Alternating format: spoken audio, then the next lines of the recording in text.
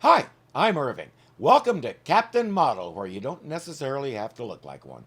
And now, back to Shazam! Glenn likes motorbikes. He's visiting a friend at his favorite bike shop. Hey, Glenn. Heard you wanted to see me. Oh, no big thing. Say, somebody told me you got a job at Alva Space? Yeah, they're involved in everything that has to do with space. All very secret. Sounds great. I clean up mostly, but they trust me. Gave me the keys to the whole place. One thing we learn about Glenn right off the bat is he talks too much. That shop is having a contest and giving away a very nice bike. Boy, I'd like to win that. Well, now that could be arranged, old buddy. What? Knowing the right people makes all the difference sometimes, huh? I don't get it. You will. Hey, take a walk around back, and I'll be there in a minute. He's telling you he'll help you cheat, old buddy. Thing is, a guy like that doesn't have any old buddies. There will be a price. You just don't know what it is yet. This is Fred. He took the bait. As I said, Glenn is a nice guy. Contrary to popular belief, nice guys do not finish last. However, nice guys without discernment may find themselves getting taken advantage of. Don't stop being nice, but keep your antennas out while you do, because not everybody is as nice as you. Especially Fred. He's whatever the opposite of nice is. He's Eason, the opposite of nice. No, that doesn't work. Too hard to say. Well, in this case, he's manipulative. Much easier to say. Elsewhere, Billy is in the process of burning some cheese sandwiches when the elders call. Being a winner may have many meanings, Billy. Sometimes a winner loses more than he gains. Well, I don't understand. Another old saying that is not always true, Billy, is never look a gift horse in the mouth. Can we go over this again, please? Farewell, Billy. Take that as a no. A summer off hasn't done anything for the elders' communication skills. Fred is telling Glenn how easy it is for him to win the contest. Look, man, it's really easy. Rose has got the answer locked in his desk. Now, all you gotta do is pick the lock and get it. Me? Why don't you win it yourself? I can't enter the contest. I work here.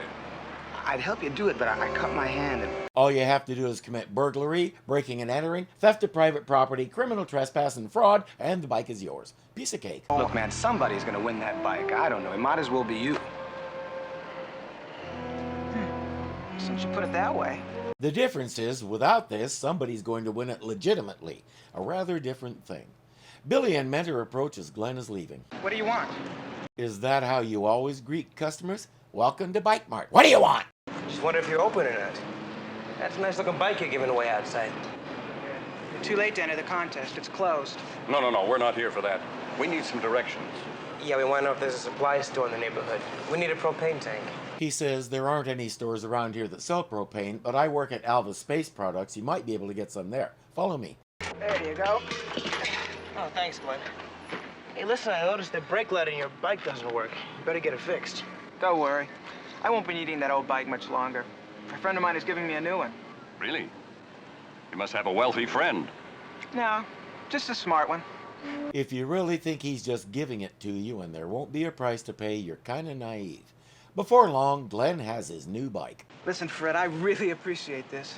If there's ever anything I can do for you. I don't use this word often, but never say that, especially when you've just done something illegal. Well, I'll tell you, there is one small thing, old buddy. I need a set of keys to that van. Can you fix me up? Guess what, old buddy? It's time to pay up. You're not interested in wine, okay? Just give me the keys and then hop on your brand new bike and split, okay? No way is it okay. I could lose my job by giving you those keys. Look, you could lose your job for cheating on a contest, yeah? Not to mention going to jail for breaking in. Your hand's not hurt. It never was. Right, old buddy. See, I just wanted to make sure that your prints were all over that desk. Are you starting to realize that Fred isn't your buddy? I'm gonna go back and wipe off those prints. Then it's your word against mine. Don't tell him what you're going to do, meathead! I'm gonna distract you with this hand, and then I'm gonna hit you with this one! How'd you know to duck? Throw a generic hissy fit and take off as if you're going home to pout. Then go wipe the prints off. Now he's coming after you, and he will find a way to stop you, no matter what it takes. And if you have the van keys on you, he'll take those too.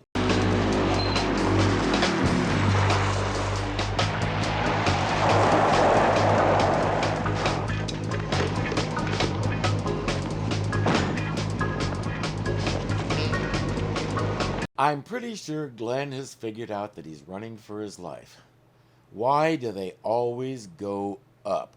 Where do they expect to end up, or how do they expect that to help them?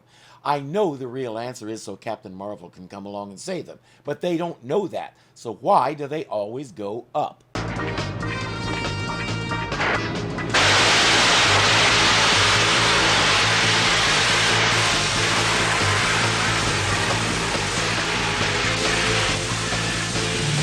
As we expected, now they're both in trouble. Hey, is that smoke? Looks more like steam to me. We better see if something's wrong. Isn't it lucky they happen to be within sight of that tower?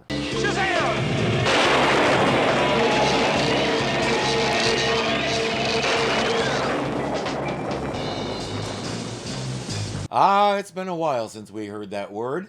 I do apologize for that. I had the DVD, but when I had that hard drive crash, I lost the program that would rip the actual episodes from the disc, and for some reason the newer versions I was forced to try didn't work right. Somebody's following the Microsoft principle, keep upgrading it until it doesn't work at all. Anyway, the search for an alternate program has been long and frustrating. I even tried screen capturing them, but the resulting video was not something I could be proud to show you. It took some time, but I finally landed on a program that works. Shazam!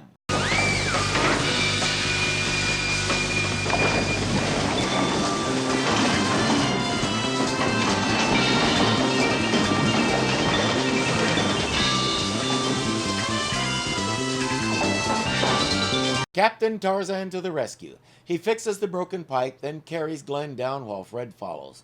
What were you two doing here? Captain Marvel.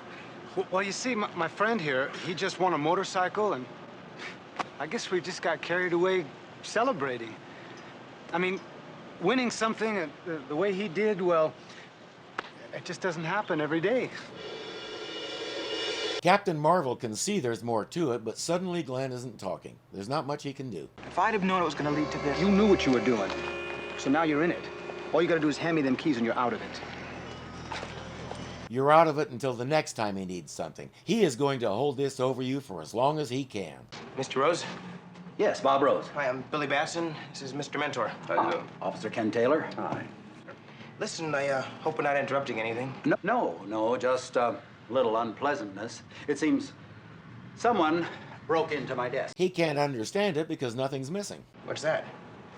Well, that's the answer to the contest.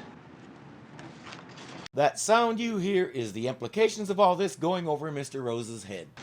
Hey, Mr. Rose, can you do me a favor and give me Glenn's address? Oh, certainly. Remember the good old days before privacy laws? At Alva Space Products, we're finding out why Fred wanted those keys.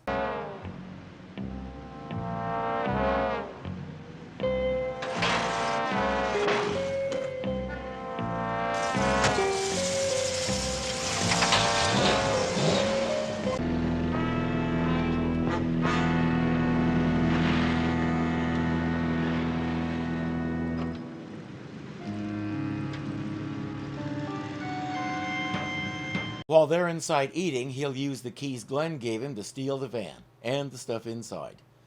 Billy confronts Glenn about the break-in at Mr. Rose's. Glenn plays ignorant. Billy, wait. You went wrong. He confesses everything. Billy says, let's go talk to Mr. Rose and make this right. Glenn agrees. His conscience has beaten him up enough for one day. While he's explaining it all to Mr. Rose and Officer Taylor, a call comes over the radio. Attention all units, Grand Theft Auto at Warner Junction. Vehicle is a blue van registered to Alpha Space Products. Vehicle is carrying experimental gyroscopic device. Possibly hazardous, use caution. Glenn knows what this thing is. It was supposed to be going out for testing to make sure it can spin at high speeds without exploding. Well, we had some idea where he was going. He's got a cabin in the mountains. I was there once. Come on, show me where it's. But that may not be where he went. I heard he has a boat down at the harbor. Well, it's worth a try. Please tell Officer Taylor. Right. Come on, Billy. It's the eternal vacation question. The mountains or the beach? Fred chose the beach.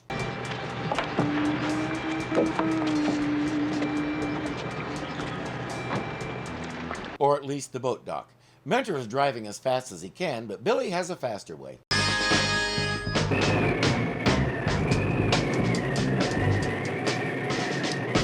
and he can see more. Fred doesn't know that. As far as he can tell, he's home free.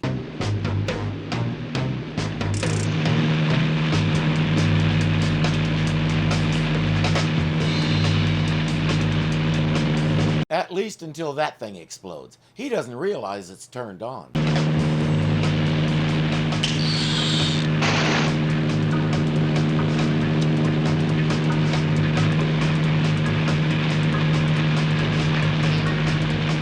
Now he does. He also realizes he's in serious trouble. Captain Marvel finds the van, but no Fred and no gyroscope. There he is. Holy, why doesn't he turn? That gyroscope is spinning fast enough it might be too powerful to let him turn. That explains why the steering cable broke.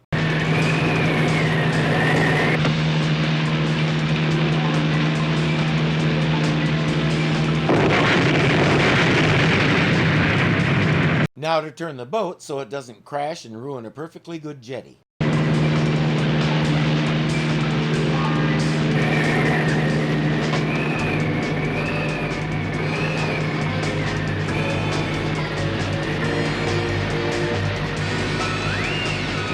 Then we drag him back to the dock where Mentor, the officer, and everybody else is waiting. There's nothing Fred can do but sit back and try to enjoy the ride. So you think, Dominic? I did what was right. You ought to try, Fred. Who are you working with? Well, there's this guy out there on a boat. He was gonna give me a lot of money for that gyro. I'll notify the Coast Guard. We won't see that part, but we don't need to. You know Fred will cooperate to save his own skin, so it'll get taken care of. And Alva Space Products got the answer to their question. No, that thing won't spin without exploding. Back to the drawing board. I'll see you next time on Shazam.